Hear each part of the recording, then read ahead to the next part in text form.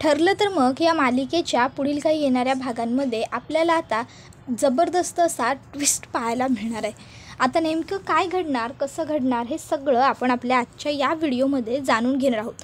तर इथे आपल्याला पाहायला मिळणार आहे की कशा पद्धतीने आता प्रिया मधुभाऊंच्या जीवावर उठलेली असताना सायली तिला चांगला धडा शिकवते, तर अश्विनच करतो प्रियाचा पर्दाफाश। आता नेमकं काय घडतं, कसा अश्विन पर्दाफाश करतो हे सगळं जाणून घेऊया आपल्या आजच्या या व्हिडिओमध्ये। तर आता आपण इथे पाहिलं होतं की सायली ही मंदिरामध्ये गेलेली असते आणि ती आता मधुभाऊंसाठी प्रार्थना करत असताना तिला कळालेलं असतं की मधुभाऊंची तब्येत ही आता सुधारली आहे। मग आता सायली आणि अर्जुन हे दोघंही ताबडतोब मधुभाऊंकडे आलेले असतात आणि आता मधुभाऊंकडे आल्याच्या नंतर मग सायली ही म्हणत असते, बरं झालं मधुभाऊ लवकर बरे झाले ते। बरं आता घरीसुद्धा सगळे काळजी करत असतील। त्यावर अर्जुन म्हणतो, हो आपण कळवूया घरीसुद्धा मधुभाऊंना बरं वाटतंय ते। तर घरी कल्पना म्हणत असते, मला तर त्या बिचाऱ्या मधुभाऊंची खूप काळजी वाटते, नाही म्हणजे लवकरात लवकर एकदाचं त्यांना बरं वाटायला हवं। आपल्याला कोणालाही असा त्रास झालेला कधी बघवला नाही आणि बघवतही नाही। मला तर बिचाऱ्यांसाठी खूप वाईट वाटते। आजपर्यंत बिचाऱ्यांनी एवढ्या लोकांसाठी चांगलं केलं, एवढ्यांची मदत केली आणि त्यांच्या बाबतीत मात्र हे सगळं घडलं। त्याबरोबर आता लगेचच अस्मितासुद्धा म्हणायला लागते की हो ना मम्मा, मलासुद्धा मधुभाऊंसाठी खरोखर खूप वाईट वाटतं गं। म्हणजे बघ ना, बिचारे किती चांगले आहेत, सगळ्यांचा किती विचार करतात। आपल्या सायलीला एवढं त्यांनी लहानाचं मोठं केलं, तिच्यावर वडिलांसारखं प्रेम केलं आणि तिच्या बाबतीत त्यांच्या बाबतीत हे सगळं घडलं। तर आता तोपर्यंत सायली आणि अर्जुन हे दोघंजणं घरी आलेले असतात। आता सायली अर्जुन घरी आल्यानंतर मग घरातले सगळे मधुभाऊंच्या तब्येतीची चौकशी सायलीकडे करू लागतात। सायली आता घरातल्या सगळ्यांना सांगत असते की आता मधुभाऊंची प्रकृती ठीक आहे, म्हणजे आता एकदमच व्यवस्थित आहे असं म्हणायला काही हरकत नाही। मला तर खूप भीती वाटत होती काय होईल कसं होईल। त्याबरोबर आता इथे प्रिया ऐकते की मधुभाऊंची प्रकृती ठीक आहे आणि मग आता मात्र प्रिया हिला खूपच जास्त टेन्शन झालेलं असतं। प्रिया विचार करत असते, शिट मला वाटलं होतं की हा म्हातारडा गचकेल, पण नाही, हा म्हातारा आताही ठीकच आहे। काहीही करून या म्हाताऱ्याला पहिला गचकवला पाहिजे, कारण ह्याचं ठीक राहणं माझ्या फायद्याचं नाही आहे आणि हा जर ठीक राहिला तर मी सुद्धा ठीक राहू शकणार नाही। वाटलं होतं आता जर हा म्हातारा गचकला तर माझं काम सोपं होऊन जाईल, पण नाही, म्हातारा नेहमी ढगाला हात लावून परत मागे येतच असतो। काहीही करून लवकरात लवकर हा म्हातारा गेलाच पाहिजे असा विचार प्रियाच्या डोक्यामध्ये सुरू असतो। पण आता प्रिया ही कोणासमोर काही बोलत नसते। तर आता इथे अर्जुन हा सायलीला म्हणतो, बरं चल आता आपण रूममध्ये जाऊया, थोडा वेळ आराम कर, तुला आरामाची गरज आहे। त्यावर कल्पना म्हणते, हो सायली, अर्जुन अगदी बरोबर बोलतोय, तू रूममध्ये जा। मग अर्जुन सायली रूममध्ये आल्यावर अर्जुन सायलीला विचारतो, पण मधुभाऊंची प्रकृती अचानक एवढी कशी काय खालावली बायको, काय झालं होतं? मग सायली सांगायला लागते की अहो मी मधुभाऊंना माझ्या आईवडिलांबद्दल सांगितलं, म्हणजे सदाशिव आणि मैना आपल्याला सापडलेत, तर मग ते आता आपल्याबरोबर राहतात। तुम्हाला इच्छा होती ना माझे आईबाबा मला भेटावे अशी, मग ते भेटलेत वगैरे, हेच सगळं बोलत होते, बाकी काय? त्यावर अर्जुन म्हणतो, अच्छा म्हणजे तू मैना आणि लोखंडेबद्दल बोललीस म्हणून मधुभाऊंना त्रास झाला। याचा अर्थ मैना आणि लोखंडे हे तुझे आईबाबा नाही आहेत, ही गोष्ट कदाचित मधुभाऊंना माहिती आहे, मधुभाऊंना हे माहिती आहे तुझे आईबाबा कोण आहेत ते। त्यावर सायली म्हणते, मग आपण मधुभाऊंनाच विचारू शकतो ना, माझे आईबाबा नक्की हे दोघं आहेत का नाही ते, ही उत्तम कल्पना आहे। त्यावर आता सायली ही म्हणते, मी आत्ताच त्यांच्या दोघांकडे जाते आणि मग ते आता मैना आणि सदाशिवला म्हणते की आपल्याला मधुभाऊंना भेटायला जायचं। त्यावर मैना म्हणते, कशाला? नाही म्हणजे आम्ही त्यांना म्हाताऱ्याला भेटून तिकडं करणार तरी काय? त्यावर हे ऐकून सायली म्हणते, काय म्हणाली साई? त्याबरोबर लगेचच आता मैना म्हणते, नाही म्हणजे कशाला जायचं? त्याबरोबर आता कल्पनाला राग येतो आणि कल्पना म्हणते, तुम्हाला काहीच कसं वाटत नाही?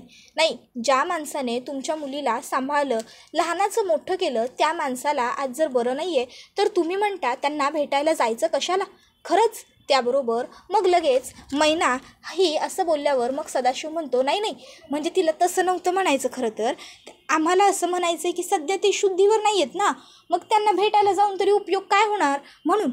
पण ठीक आहे सायली बेटा, अगं जर तुझी इच्छा असेल तर मग आम्हाला कशाची आली हरकत, आम्ही फक्त तुझ्यासाठीच बोलत होतो, पण तुला इच्छा आहे ना आम्ही त्यांना भेटायला जायची। त्याबरोबर पूर्णाजी म्हणते, इथे इच्छेचा प्रश्नच नाही आहे, इथे कर्तव्याचा प्रश्न आहे। त्यांनी तुमच्या मुलीला एवढं लहानाचं मोठं केलं, तिचं सगळं केलं, तिला सांभाळलं, मग आता तुमचंही कर्तव्य आहेच ना, जाऊन मधुभाऊंची चौकशी करावी, मधुभाऊंना भेटून यावं.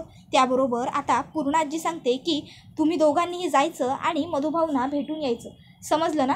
त्याबरोबर लगेचच आता अस्मिता म्हणते मला सुद्धा यायचं आहे गं सायली मधुभाऊंना भेटायला. त्यावर सायली म्हणते अस्मिताताई आपण नंतरनं जाऊ, आधी मी फक्त आई आणि बाबा यांची मधुभाऊंजवळ भेट घडवून आणते. त्याबरोबर मग लगेचच तिकडे ती म्हणते ठीक आहे, जशी तुझी इच्छा. मग तू उद्या परवा जेव्हा जाशील तेव्हा मला सांगशील, मी सुद्धा तुझ्याबरोबर येईन मधुभाऊंना भेटायला. त्यावर सायली म्हणते हो हो जरूर चालेल. त्यानंतर मग आता सदाशिव आणि मैनावतीला घेऊन सायली आणि अर्जुन पोहोचलेले असतात मधुभाऊंकडे हॉस्पिटलमध्ये. मग आता सायली ही मधुभाऊंना म्हणत असते मधुभाऊ हे बघा तुम्हाला भेटायला कोण आले. अहो माझे आईबाबा आले, आईबाबांनी मला भेटावं ही तुमची इच्छा होती की नाही. मग बघा ना आता माझे आईबाबा सापडलेत मधुभाऊ, तुम्हाला आनंद झालाय ना. मधुभाऊ पण मधुभाऊ आता काहीच रिॲक्ट होत नसतात. त्याबरोबर आता सायली ही म्हणायला लागते मधुभाऊ तुम्ही काहीच बोलत का नाही आहात. मधुभाऊ बोला ना काहीतरी. आता हे दोघं मात्र इकडे घाबरतात. आता खरं तर सायलीला हेच करायचं असतं, तिला मुद्दामून सदाशिव आणि लोखंडेला घाबरवायचं असतं, म्हणूनच ती मधुभाऊंना बोला करत असते. आता तिला तर माहिती आहे मधुभाऊ कोमात आहेत, ते बोलू शकत नाही. पण सदाला आणि मैनाला वाटत असतं की हा म्हातारडा जर जागा असला आणि हा बोलला तर खूप मोठी गडबड होऊन जाईल. त्याबरोबर आता सायली म्हणायला लागते आई बाबा तुम्ही लांब का आहात, तुम्ही जवळ या. त्याबरोबर मग सदा आणि मैना जवळ येतात आणि मग आता लगेचच सायली ही म्हणायला लागते मधुभाऊ अहो बोला, हे आहेत ना माझे आई बाबा. त्याबरोबर मग मात्र आता इकडे लगेचच मैना म्हणायला लागते अगं होय बाळा, त्यांना काय विचारायल्यास, त्यांना काय माहीत असणार आहे, आम्हीच होत तुझे आई बाबा. हो आम्हीच होत. त्याबरोबर आता लगेचच सायली ही म्हणते हो का, नाही बरं ठीक आहे. त्यानंतर मग आता मैना म्हणते बरं चल आता आम्ही निघतो. हां नाही म्हणजे तू गप्पा मारत बस त्यांच्याबरोबर, पण आम्ही इथं आता अजून काळ थांबून काय करणार ना, उगाच तुमच्या दोघांमध्ये आमच्यामुळे एकटे यायला नको, आम्ही निघतो काय. त्याबरोबर लगेचच सायली म्हणते आई अगं काही व्यक्ती वगैरे नाही, थांब ना. पण ती ऐकत नाही, ती म्हणते नको आम्ही आता निघतो. त्यानंतर मग सायली ही मधुभाऊंना विचारते मधुभाऊ हे सदाशिव आणि मैना होते, हे माझे आई बाबा आहेत का. जर असतील तर तुम्ही डोळे मिचकवून हो म्हणा आणि नसतील तर तुम्ही काहीच रिॲक्ट करू नका. त्यानंतर आता मधुभाऊ नाही असे डोळे हलवतात. मग आता सायली आणि अर्जुन त्या दोघांनाही घेऊन घरी आलेले असतात. तर आता घरी आल्यावर लगेचच घरातले सगळे सदस्य हे मधुभाऊंच्या तब्येतीची चौकशी करायला लागतात की मधुभाऊंची तब्येत कशी आहे, ठीक आहेत ना ते वगैरे. त्यावर सायली सगळ्यांना सांगते की हो आता तसे मधुभाऊ व्यवस्थित आहेत आणि त्यांची तब्येतही आता सुधारत चालली आहे, म्हणजे हळूहळू लवकर रिकवर होतील असं वाटतंय.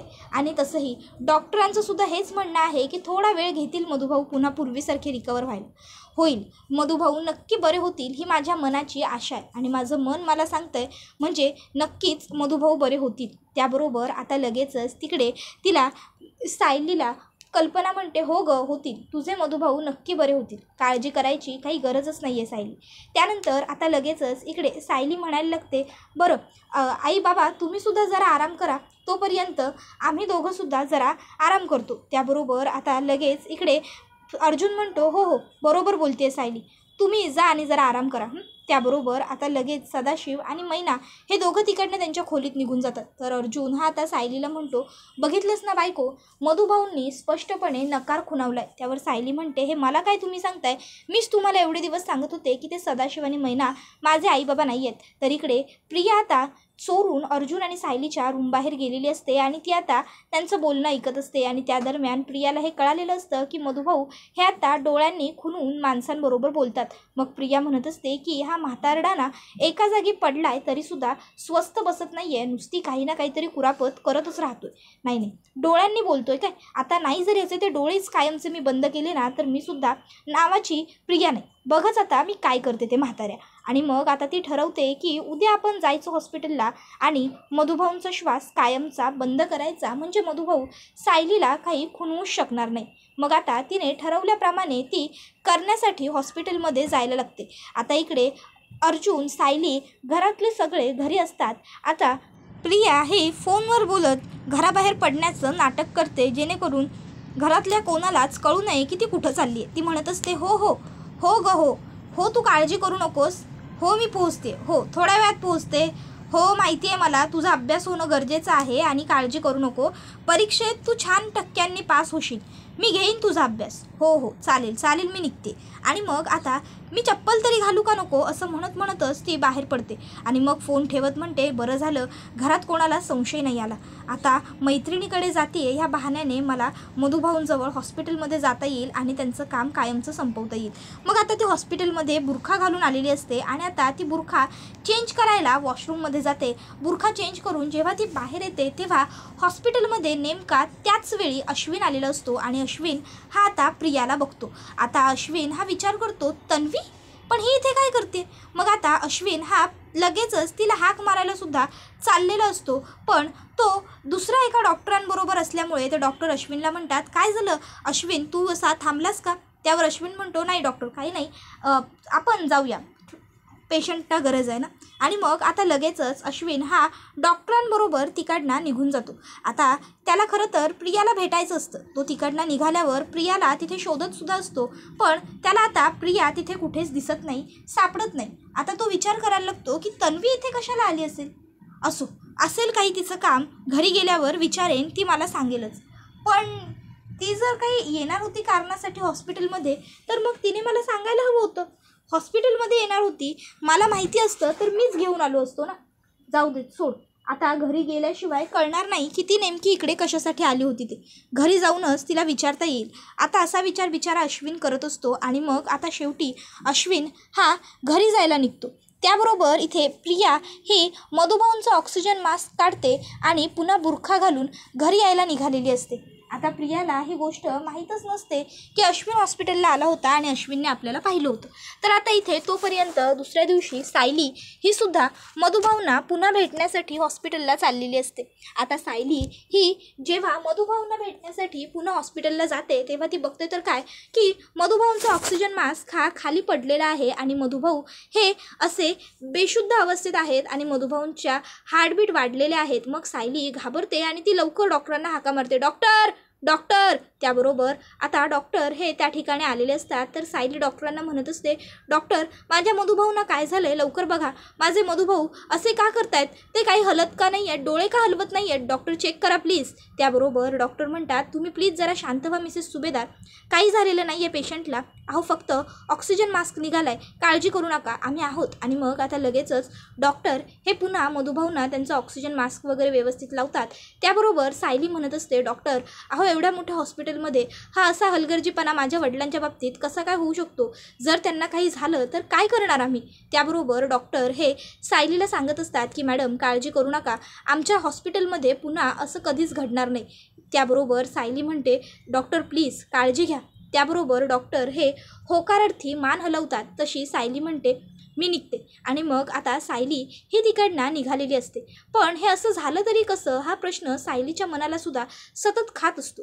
कारण हे असं हॉस्पिटलमध्ये पेशंटच्या तोंडाचा मास्क पडणं हे सहजासहजी शक्य नाही आहे. हे मुद्दाम एकतर कोणीतरी घडवून तरी आणलंय किंवा ठरवून केलं हे सायलीला कळत असतं. त्यानंतर आता सायली घरी आल्यावर पुन्हा घरचे मधुभाऊंची चौकशी करतात आणि सायलीला आधार देत म्हणत असतात की तू काही काळजी करू नकोस, मधुभाऊ लवकर बरे होतील. तर पूर्णाजी म्हणत असते की होतील म्हणजे व्हायलाच हवं. सायलीसारखी इतकी चांगली मुलगी मिळाली आहे त्यांना, मग तिचा सुखाने सुरू असलेला संसार त्यांनी त्यांच्या भरल्या डोळ्यांनी पाहायला हवा, तेव्हाच त्यांना सुद्धा चैन पडेल आणि बरं वाटेल. कळलं का सायली. त्याबरोबर सायली ही जरा खुश होते. इतक्यात त्या ठिकाणी अश्विन हा घरी आलेला असतो. आता अश्विन हा घरी आल्याबरोबर लगेचच प्रियाला म्हणतो, तन्वी मला जरा पाणी दे. प्रिया त्याला पाणी आणून देते. अश्विन हा तिला म्हणतो, बाय द वे तू आज सिटी हॉस्पिटल, तुला बरं वगैरे नाही आहे का. त्यावर ती म्हणते, नाही मी ठीक आहे. का रे. त्याबरोबर अश्विन म्हणतो, नक्की तू ठीक आहेस. त्याबरोबर ती म्हणते, हो काय झालं असं का विचारतोयस, बोल ना. त्यावर अश्विन म्हणत असतो, जर तू ठीक आहेस तर मग आज तू सिटी हॉस्पिटलमध्ये काय करत होतीस. त्यावर मग मात्र आता प्रिया घाबरते. आता प्रिया म्हणते, मी आणि सिटी हॉस्पिटलमध्ये, नाही रे मी कशाला जाऊ तिकडे, मी नव्हते गेले सिटी हॉस्पिटलला वगैरे. त्याबरोबर अश्विन म्हणतो, तन्वी अगं काय बोलतेस तू, हे मी स्वतःच्या डोळ्याने तुला सिटी हॉस्पिटलमध्ये पाहिले. मी तुलाच तेव्हा हाक मारायला येतही होतो, पण तेव्हा माझ्याबरोबर डॉक्टर सावंत म्हणून माझे एक सिनियर होते, त्यामुळे मला तुझ्याकडे यायला जमलं नाही. पण मी तुला व्यवस्थित पाहिलं होतं. तुला जर काही होत असेल तर तू मला आत्ताच सांग बरं. त्याबरोबर ती म्हणायला लागते की अरे नाही अश्विन, तू उगाच काळजी करतोयस. अश्विन म्हणतो, मग तू हॉस्पिटलला का गेली होतीस? कोणाला भेटायला गेली होतीस का? कोणाची तब्येत खराब आहे का? त्याबरोबर आता अश्विन जेव्हा हे सगळं प्रियाला बोलत असतो ते सुद्धा इतक्या खात्रीने की तू हॉस्पिटलला गेली होतीस, मी तुला पाहिलं होतं, तेव्हा सायलीच्या लक्षात येतं की बरोबर आजच मधुभाऊंचं ऑक्सिजन मास्क निघणं, आजच प्रियाने हॉस्पिटलला जाणं, नक्कीच प्रियाचाच या सगळ्यामागे हात असणार आहे. ही गोष्ट आता सायलीच्या लक्षात आलेली असते आणि आता सायलीला प्रियाचा खूपच जास्त राग आलेला असतो. तिला असं वाटत असतं की आता मी हिचं काय करू आणि काय नको. पण आता घरामधले सगळे सदस्य समोर बसलेले असल्या कारणामुळे सायलीला काही करता येत नसतं आणि काही बोलताही येत नसतं.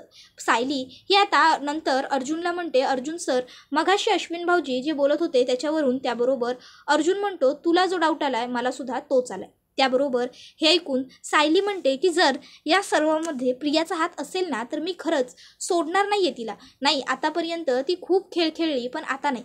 माझ्या मधुभाऊंच्या बाबतीत जर पुन्हा तिने काही करण्याचा प्रयत्न केला ना तर मी तिला सोडणार नाही. त्यावर अर्जुन म्हणतो, सायली, तिला ना चांगला दम दिला पाहिजे, मगच ती सुधारेल, त्याशिवाय ती सुधारणं शक्यच नाही आहे गं. त्यावर सायली म्हणते, तुम्ही काही काळजी करूच नका.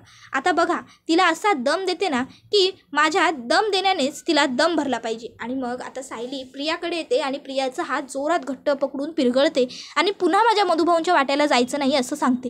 प्रिया म्हणते, काही काय बडबडतेस? तुझ्या मधुभाऊंचा आणि माझा काय संबंध आहे? सरक बाजूला हो, मला जाऊ दे. सायली म्हणते, बरोबर तू आजच हॉस्पिटलला गेलीस, आजच मधुभाऊंचं ऑक्सिजन मास्क निघालं, तुला काय वाटतं मला कळत नाही का? हे बघ, लक्षात ठेव, आज तुला सोडून देते, पण पुन्हा जर माझ्या मधुभाऊंच्या वाट्याला लागलीस ना तर याद राख, तुझा जीव घेतल्याशिवाय मी तुला सोडणार नाही. आता मात्र खरं तर प्रिया ही खूप घाबरलेली असते सायलीला, पण ती असं सायलीला दाखवत नसते. ती असं भासवते की जणू काही तिला काही फरकच पडत नाही आहे. ती म्हणते, निघे, चल, मला काही घेणं देणं नाही आहे त्या मधुभाऊशी, त्या म्हातारड्याशी, आणि तिकडनं निघून जाते. त्याबरोबर अर्जुन सायलीला म्हणत असतो, बायको, आता जरी प्रिया दाखवत नसली ना की ती घाबरली आहे म्हणून, तरीसुद्धा ती खूप घाबरली आहे आणि आता ती पुन्हा मधुभाऊंच्या नादी लागणार नाही हे मला सुद्धा माहिती आहे. पण तरीही आपण काळजी घ्यायला हरकत नाही. आपण मधुभाऊंसाठी चांगली एखादी नर्स बघूया आणि त्या नर्सला आपण दिवसभर मधुभाऊंवरती लक्ष ठेवायला सांगूया. म्हणजे याने काय होईल, तिला जरब बसेल आणि पुन्हा प्रिया मधुभाऊंच्या नादी लागण्याचा प्रयत्न करणार नाही. आता ही आयडिया सायलीला सुद्धा आवडते. सायली म्हणते, वा, उत्तम कल्पना आहे. मग आता सायली आणि अर्जुन मधुभाऊंसाठी दिवसभर एक नर्स बघत असतात. त्याबरोबर आता हा व्हिडिओ इथेच संपतो. व्हिडिओ आवडला असेल तर व्हिडिओला लाईक करा, चॅनलवर नवीन असाल तर चॅनलला सबस्क्राईब करा आणि बेल आयकॉन आठवणीने प्रेस करा, जेणेकरून तुम्हाला पुढच्या प्रत्येक व्हिडिओचं नोटिफिकेशन मिळत जाईल आणि सर्व व्हिडिओंचा आनंद हा अगदी उत्तम पद्धतीने घेता येईल. चला तर मग मित्रांनो, आजच्या पुरतं इथेच थांबूया. पुढचा व्हिडिओ येईपर्यंत या व्हिडिओचा छान पद्धतीने आनंद घेत राहा. टाटा, बाय बाय, धन्यवाद, take care all of you. तुम्हाला ठरलं तर मग ही मालिका कशी वाटते ते देखील कमेंटमध्ये सांगायला विसरू नका.